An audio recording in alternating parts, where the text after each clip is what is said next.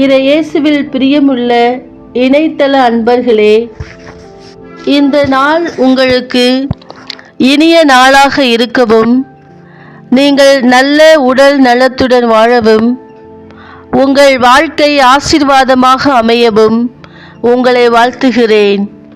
நம் நாட்டின் குடியரசு தின விழா அன்று வாழ்க்கையின் வாழ்வு பருவத்தை அடைந்ததும் நாம் பிற்காலத்தில் என்ன செய்ய போகிறோம், நம்முடைய திட்டம் என்ன, குறிக்கோள் எப்படிப்பட்டது, பணியின் விருதுவாக்கு என்ன, இது போன்ற தெளிவுகள் இருந்தால் அவைகள் நம்மை சுறுசுறுப்பாக மாற்றும், நம் பணிகளை விறுவிறுப்பாக்கும்.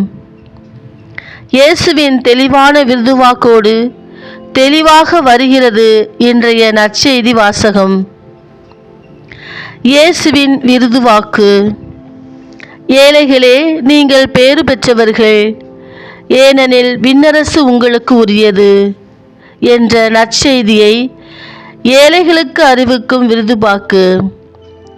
சிறைப்பட்டோரை விடுதலை செய்து மகிழ்ச்சியை அறிவிக்கும் விருதுவாக்கு. மக்களின் அகக்கண்களை திறந்து பார்வையளிக்கும் விருதுவாக்கு. ஆண்டவரின் அருள் தரும் ஆண்டினை முழக்கமிட்டு அறிவிக்கும் விருதுவாக்கு.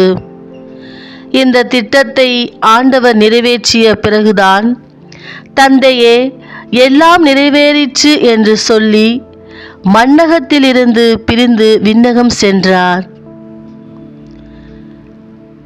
நமது விருதுவாக்கு: உங்கள் வாழ்க்கையின் விருதுவாக்கு உண்டா, இல்லையா?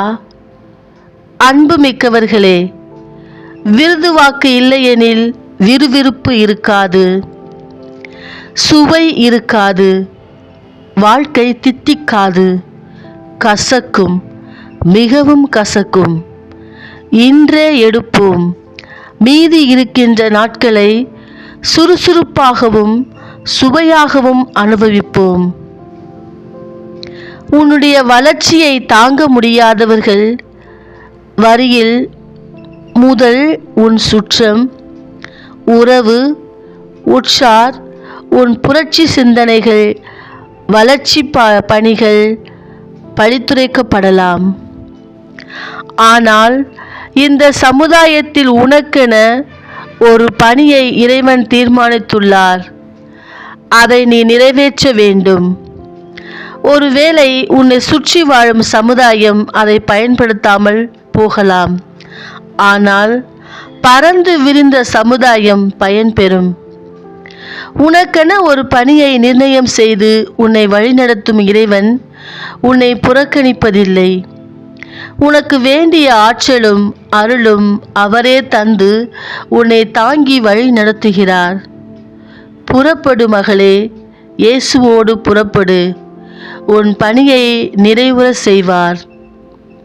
இறை ஆசீர் என்றும் உங்களோடு.